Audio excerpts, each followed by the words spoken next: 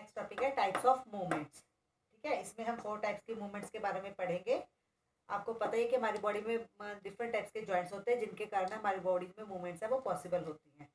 तो इस टॉपिक में हम 4 टाइप्स के मूवमेंट्स के बारे में पढ़ेंगे। बेटा हमारी फर्स्ट जो मूवमेंट है दैट इज ग्लाइडिंग मूवमेंट है। ठीक है, ये एक बहुत ही सिंपल सी मूवमेंट है। इसमें क्या है कि जो एक सरफेस है वो दूसरे सरफेस के ऊपर है मूव करता है। ठीक है, ये हमारी बॉडी में मोस्टली कहाँ पे 2 पार्ट्स में मैं आपको बता सकती हूँ हमारी बॉडी में। एक तो हमारे रिस्ट में हमारे जो कार्पल जॉइंट्स होते हैं। ठीक है, और जो हमारा फुट है वहाँ पे जो टार्सल जॉइंट्स होते हैं उनमें ये ग्लाइडिंग मूवमेंट है वो देखी जा सकती है। नाउ सेकेंड इज अगर एग्जाम्पल हो तो हमारी ये है हमारी gliding movement. Same as it is foot की मूवमेंट है वो ग्लाइडिंग मूवमेंट है वो मानी जा सकती है। हमारा सेकंड पॉइंट है एंगुलर मूवमेंट। बेटा ये जो मूवमेंट है हमारी बॉडी में जहाँ पे 2 लॉन्ग बोन्स होगी उनके बीच में होती है। इस मूवमेंट की वजह से उस बॉडी में जो जॉइंट्स है वो एंगल इंक्रीज और डिक्रीज होता है। ठीक है, 2 लॉन्ग बोन का जो एंगल बनता है तो उसके हिसाब से अगर एंगुलर मूवमेंट्स को देखें तो हम फोर टाइप्स में इसको रीड कर सकते हैं। That is flexion, extension, abduction and adduction. बेटा इसमें एंगुलर मूवमेंट में सबसे पहले हमारी है फ्लेक्शन।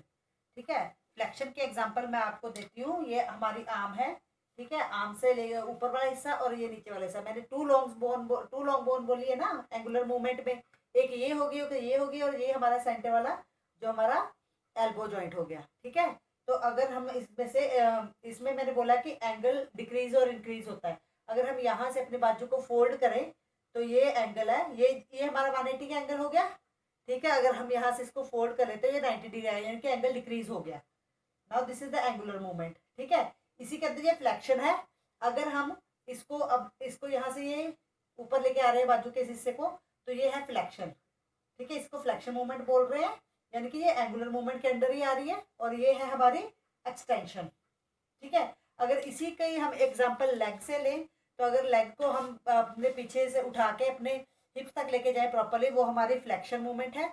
अगर उसको दोबारा नीचे वापस ले वो एक्सटेंशन मूवमेंट हो जाएगी। ठीक है, और अब नेक्स्ट है एबडक्शन एंड एडक्शन। अबडक्शन में क्या है कि जब हमारा बॉडी का कोई पार्ट है हमारे बॉडी की सेंटर ऑफ लाइन से अवे जाता है दैट इज कॉल्ड एबडक्शन। ठीक है, फॉर एग्जाम्पल हम बॉडी में ऐसे सीधे खड़े हैं और हमारी आर्म्स ऐसे साथ में है। अगर हम एक आर्म को ऊपर उठाएंगे हवा में लेके जाएंगे ठीक है तो वो क्या होगी अबडक्शन यानी कि हमारी बॉडी का एक पार्ट है हमारी बॉडी से वो सेंटर ऑफ लाइन से दूर जा रहा है। ठीक है, दैट इज कॉल्ड एबडक्शन। और जब उसको बाजू को हम नीचे ले आएंगे जैसे हम पीटी एक्सरसाइज में सेम करते हैं बाजू को। ठीक है, जब हम उसको बॉडी के पास लेके आते हैं वो सेंटर ऑफ लाइन के आगे जाते हैं दैट इज कॉल्ड एडक्शन यानी कि ऐड हो जाती है। ठीक है, दैट इज कॉल्ड एडक्शन। तो ये है एंगुलर मूवमेंट की 4 टाइप्स आगे। ठीक है, इनको आपने प्रॉपरली एक्सप्लेन करना है। 2 लाइन्स में एक्सप्लेनेशन होगी इनकी सिंपल। आगे है रोटेशन। रोटेशन सिंपल कि एक्सिस फिक्स होता है और उसके ऊपर जो फिक्स बोन है वो रोटेट करती है। ठीक है, तो इसमें जो रोटेशन है एक्सटर्नल इंटरनल भी होती है। एक्सटर्नल इंटरनल जैसे कि हमारा शोल्डर का जॉइंट है। ठीक है, जब हमारा शोल्डर का जॉइंट अगर ये हमारी आर्म है अगर हमारी मोस्टली हम अगर खड़े होते हैं तो वो आर्म बिल्कुल सीधी होती है। ठीक है, जो हमारा हाथ जो हमारी हैंड का पाम हिस्सा होता है वो हमारी बॉडी की तरफ होता है। अगर हम इसको फोल्ड करके इसको खुला करें और इसको खुले खुले इसको ऐसे इंटरनल करें ये हमारी होगी इंटरनल रोटेशन। ठीक है, और अगर इसी को हम ऐसे घुमाए तो ये होगी एक्सटर्नल रोटेशन। अगर बिल्कुल स्ट्रेट पोजीशन में ये मैंने हाथ ऊपर उठाया हाथ ऊपर नहीं उठाना हाथ नीचे ही रहे हाथ नीचे ही रहे।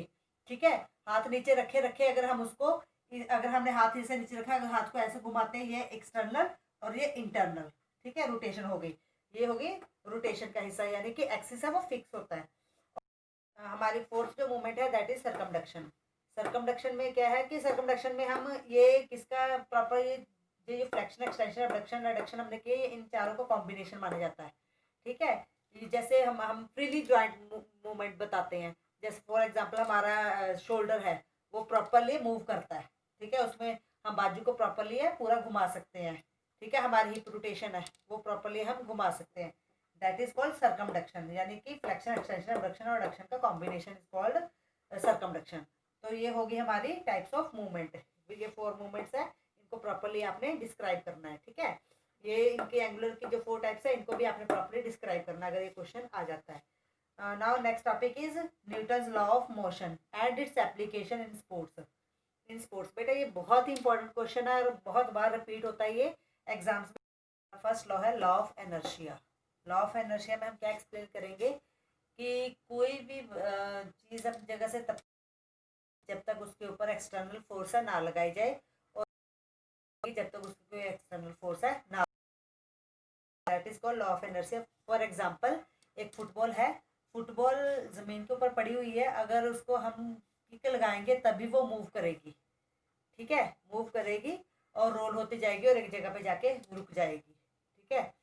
तो वो जब हमने यहाँ से वो पड़ी हुई थी जमीन पे, उसके ऊपर हमने किक लगाई, फोर्स एक्सटर्नल फोर्स लगी तो वो मूव ऑन हुई और एक जगह पे जाके रुक गई।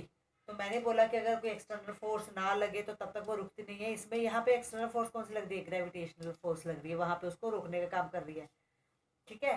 हमारे पास एक बॉल आई है, बॉल को हमने पास कर दिया, वो हमारे हाथ में ही रहेगी बॉल जब तक हम उसको फोर्स के साथ है दूसरे पर्सन की तरफ है नहीं फेंकेंगे।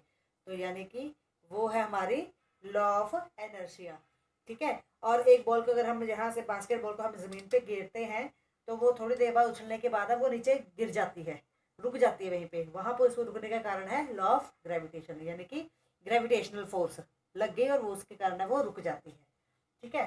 That is called law of inertia, यानी कि किसी भी ऑब्जेक्ट की मूवमेंट के लिए एक्सटर्नल फोर्स है वो जरूरी है, जब वो मूवमेंट होती है उसके मूवमेंट को रोकने के लिए एक्सटर्नल फोर्स है वो काम करती है।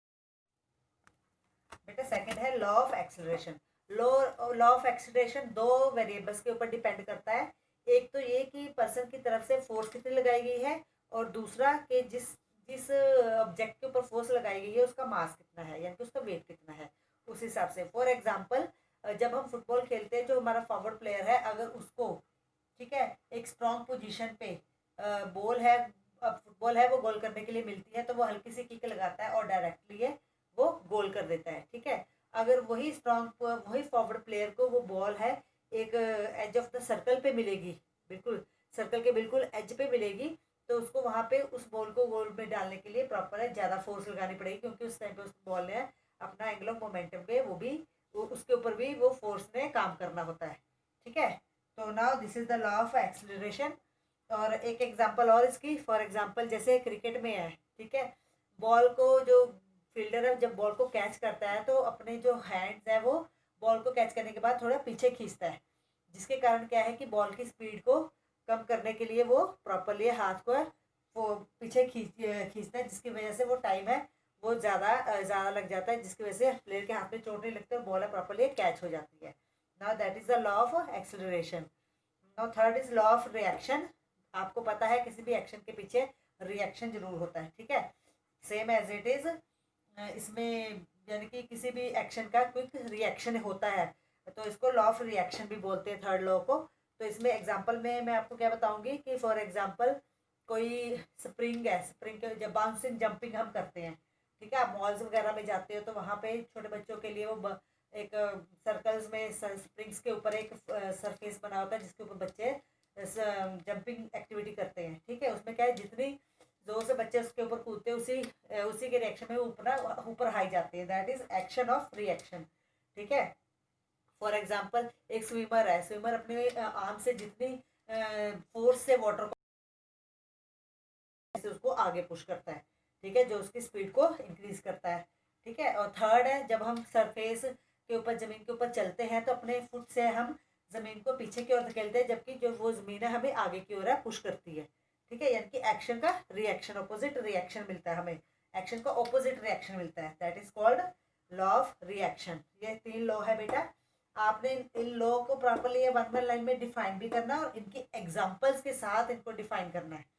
जो भी उनको डिफाइन करने के लिए, जैसे मैंने इसमें कुछ वेरिएबल्स बताया, इसमें एक्सटर्नल फोर्स बताई, इसमें एक्शन का क्विक ऑपोजिट रिएक्शन बताया, आपने इनको एक्सप्लेन करके इनके साथ में स्पोर्ट्स के एग्जाम्पल है वो एक्सप्लेन कर देनी है, ठीक है। हो सके तो दो दो एग्जाम्पल दीजिए, अगर नहीं हो सके तो एक एक ही चलेगी। तो आपने प्रॉपरली है, ये क्वेश्चन बहुत इंपॉर्टेंट है और ईजी भी है, ठीक है। और जब भी न्यूटन लॉ का क्वेश्चन आए तो आपने तीनों लॉ ही एक्सप्लेन करने हैं। अगर स्पेशली लिखा है वन फर्स्ट सेकंड या थर्ड कीजिए तभी आपने किसी एक लॉ को डिफाइन करना, अदरवाइज 3 मार्क्स के क्वेश्चन में 3 लॉज ही डिफाइन करने हैं विद एग्जांपल ऑफ स्पोर्ट्स, क्योंकि आपकी बुक में स्पोर्ट्स के एग्जाम्पल ही है. Now come to the next topic.